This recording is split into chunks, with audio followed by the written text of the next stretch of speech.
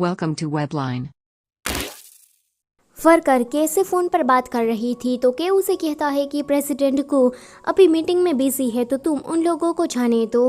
Worker सेंग्यू से कहती है कि माफ़ करना, वो थोड़े बिजी है तो आप यहाँ से जा सकती है। सेंग्यू कहती है कि क्या हम यहाँ पर उसका इंतज़ार कर सकते हैं। केई को कंपनी से निकाल दिया था तो वो इधर उधर घूम रही थी। सेंग्यू को वो देख लेती है तो वो उसके पास आकर कहती है कि तुम यहाँ कर क्या रही हो, तुम तो सच में एक जोक हो। वो उसे मारने के लिए जा रही थी तो वर्कर कहती है कि संभालिए अपने आप को, ये गूक ऑपरेशन है, आप यहाँ पर ऐसा नहीं कर सकती। तो केई कहती है सेंग्यू से कि तुमने ही गुदोंगयांग के सामने मेरी बुराई की ना, इसलिए मेरी इम्प्रेशन उसके सामने बुरी बन गई है। देख लेना, ये बात मैं ग्रैंडमा एंड डैड को बता दूंगी। तो सेंग्यू कहती है कि तुम क्या बकवास कर रही हो, मैंने कुछ गलत नहीं किया और मुझे ये भी नहीं पता था कि तुम भी यहाँ पर काम करती हो, और वैसे भी दोंगयांग ने तुम्हें निकाला है तो उसमें शायद तुम्हारी ही गलती होगी। ये सुनकर वर्कर कहती है कि प्रेसिडेंट गू को तुमने दोंगयांग कहा। तो अनवो कहता है कि लगता है कि तुम यहाँ पर नहीं आई हो, गुदोंगयांग मेरे डैड है और ये लड़की शावयू है, हमारे साथ ही रहती है। तो वर्कर कहती है कि मुझे माफ़ कर देना, मुझे ये बात पता नहीं थी, अगर आप चाहो तो उसके ऑफिस में आप उसका इंतज़ार कर सकते हो।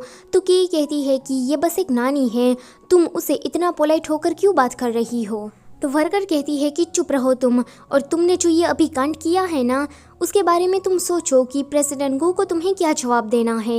ये सुनकर कि मुंह बिगाड़ती हुई वहां से चली जाती है। अनवो एंड सेंग्यू दोनों ही गुदोंगयांग के ऑफिस में उसका इंतजार कर रहे थे।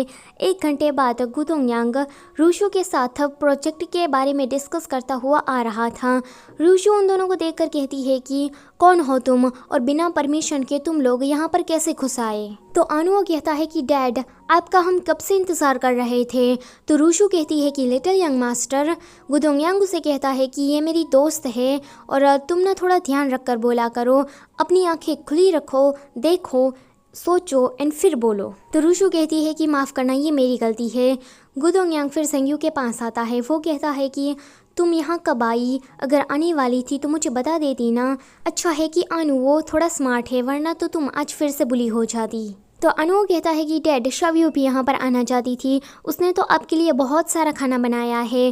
गुदोंगयांग कहता है कि अनु पता नहीं कुछ लोग क्यों मानने से इनकार करते रहते हैं। तो सेंग्यू कहती है कि कल रात तुमने डिनर नहीं किया था तो मैंने सोचा कि मैं तुम्हारे लिए कुछ ज़्यादा बना कर आऊँ। तो ये दोनों ही उसे इस तरह से देखते हैं।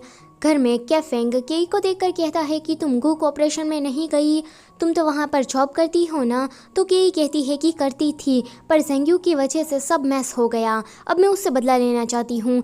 तुम्हारे पास तुम्हारे गैंगस्टर फ्रेंड है ना, उसे बुला कर लाओ। घर में बैठी सेंग्यू डिज़ाइन ड्राफ्ट ड्रॉ कर रही थी। जैसे ही उसका काम खत्म हो जाता है तो वो बहुत ही ज़्यादा खुश हो जाती है, पर वो देखती है कि अभी भी उसे 2 डिज़ाइन ड्राफ्ट बनाने हैं।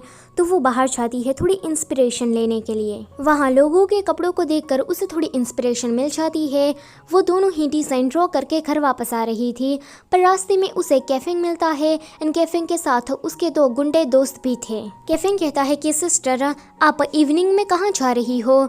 तो सेंग्यू कहती है कि मैं घर वापस जा रही हूँ। तो कैफिंग कहता है कि अभी भी टाइम है रात होने में, तो तुम हमारे साथ रुक सकती हो। तो उसका फ्रेंड कहता है कि हाँ क्यों नहीं, चलो साथ में मिलकर बियर पीने जाते हैं। आगे ये सभी लोग होटल में आए होते हैं। सेंग्यू को कुछ गड़बड़ लग रही थी तो वो कैफिंग को कहती है कि जल्दी से तुम खाना ख़त्म कर दो तो मैं यहाँ से चली जाऊँगी, क्योंकि घर में जाकर मुझे डिनर भी प्रिपेयर करना है। कैफिंग के जो फ्रेंड थे वो बियर लेकर आते हैं एंड वो सेंग्यू को ज़बरदस्ती पिलाने लगते हैं। वहाँ पर केई भी आती है। सेंग्यू को अब पूरा शक होने लगता है कि यहाँ पर कुछ तो गड़बड़ है, क्योंकि केई भी यहाँ पर आई है। कैफिंग के दोनों गुंडे दोस्त केई को भी ड्रिंक कराने लगते हैं। तो कैफिंग कहता है कि तुम्हें मेरी पहली बहन को ड्रिंक करानी है, ना कि दूसरी को। तो उसका दोस्त कहता है कि उसे शक ना हो इसलिए हम ऐसा कर रहे हैं, वैसे भी हमने तुम्हारे पास से पैसे लिए हैं तो हम काम पूरा करके ही जाएंगे। थोड़ी देर के बाद केई और सेंग्यू दोनों ही ड्रिंक करके बेहोश हो जाती है। सेंग्यू को वो गैंगस्टर दोस्त ले जा रहे थे।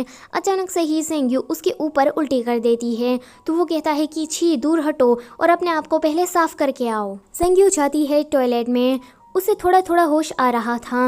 वो सोचती है कि केफिंग मेरे साथ ऐसा कैसे कर सकता है, पर अब मुझे यहाँ से जल्दी से बाहर निकलना होगा। वो सोच रही थी कि मैं किससे मदद मांगूँ। उसके जहन में सिर्फ गुदोंग का ख्याल ही आ रहा था, तो वो उसे मैसेज कर देती है। फिर आगे वो वुमेंस टॉयलेट में से मेंस टॉयलेट में चली जाती है चोरी चुपके। गुदोंग को सेंग्यू का मैसेज मिलता है। वो कहता है कि उसने 15 मिनट पहले ये मैसेज भेजा है, अब वो कैसी होगी, मुझे जल्दी जाना चाहिए। ये वाला चैप्टर होता है यहीं पर ही ख़त्म। अगले चैप्टर के लिए करिए थोड़ा सा इंतज़ार। Thank you for watching.